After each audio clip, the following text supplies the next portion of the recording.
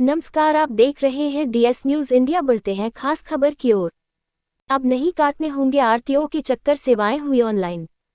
मथुरा परिवहन विभाग की सेवाओं को भी ऑनलाइन कर दिया गया है। इसके बाद अब आम लोग घर बैठकर ही अपने लाइसेंस अप्लाई कर सकते हैं। लाइसेंस बनाने से लेकर आरसी रिन्यू कराना भी इससे आसान हो गया है। इसके बाद अब लोगों को आरटीओ कार्यालय के चक्कर नहीं काटने पड़ेंगे, घर बैठे ही परिवहन विभाग से संबंधित कार्य को आसानी से कर सकेंगे। इससे लोगों को एजेंट के चक्कर से भी मुक्ति मिलेगी। Regional inspector technical Naresh Kumar ने बताया, परिवहन विभाग की सेवाओं को भी ऑनलाइन कर दिया गया है। इससे आमजन को काफी मदद मिल सकेगी। उन्होंने बताया, ड्राइविंग लाइसेंस और गाड़ी का रजिस्ट्रेशन कराने के लिए किसी दूसरे को डॉक्यूमेंट नहीं देने होंगे। आपको सिर्फ परिवहन गव इन पर जाकर अपने आधार कार्ड और जन्म प्रमाण पत्र या हाई स्कूल की मार्कशीट को वेरीफाई करना होगा। इसके बाद आप घर बैठे ही 18 सुविधाओं का लाभ ले सकेंगे।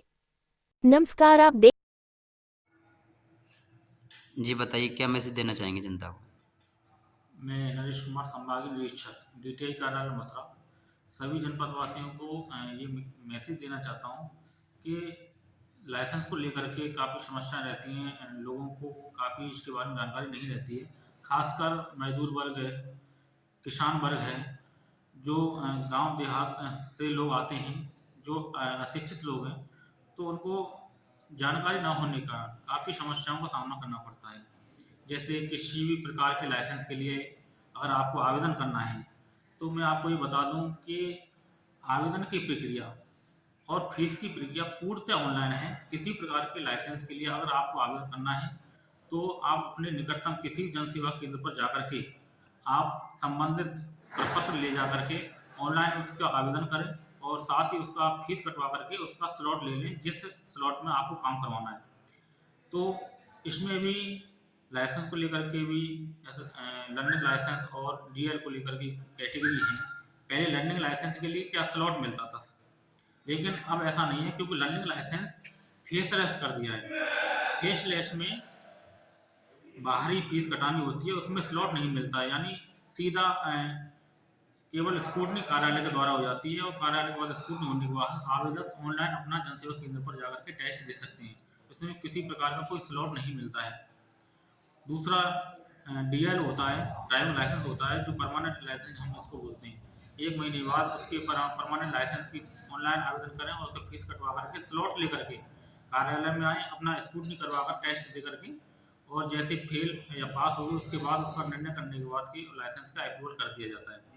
इसी प्रकार के डुप्लीकेट लाइसेंस या रिन्यूअल है, या किसी प्रकार का स्पेलिंग नाम में कोई अगर करेक्शन करवाना है, गलत हो गया है, सही करवाने, कोई भी आवेदन करवाना है, तो पूर्णतः जनसेवा केंद्र से ऑनलाइन करवा फीस कटवाएं।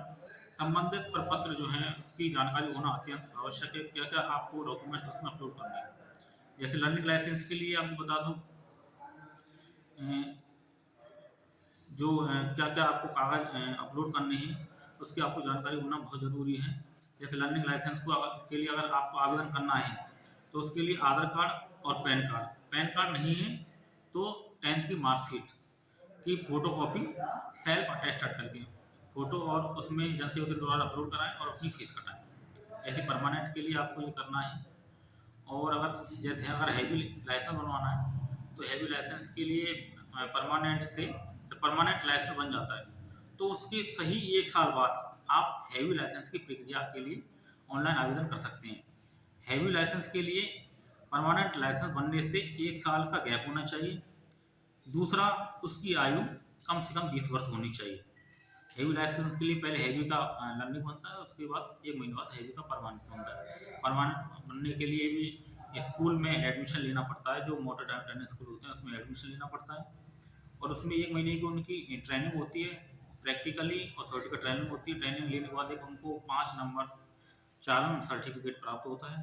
इसको परमानेंट में लगवा करके अपना टेस्ट दे करके वो अपना हैवी लाइसेंस जारी करवा सकते हैं।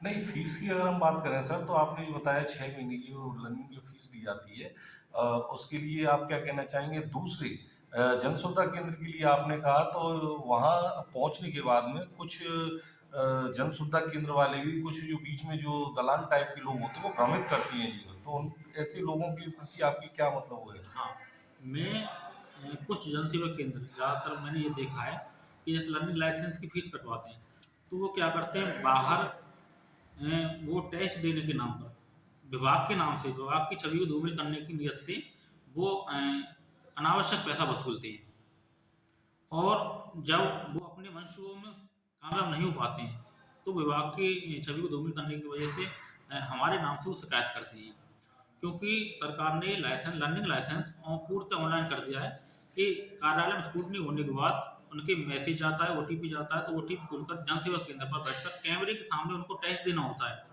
लेकिन उनमें क्या होता है जो अपने ईमानदारी से टेस्ट देते हैं उनका license learning license auto approval हो जाता है ये भी एक सुविधा सरकार द्वारा की गई है कि लर्निंग लाइसेंस ऑटो अप्रूवल कर दिया गया और बाहर से ही वो अपना लाइसेंस जो प्रिंट कर सकते हैं लेकिन जो किसी चीटिंग करके अगर लर्निंग लाइसेंस देते हैं तो उनका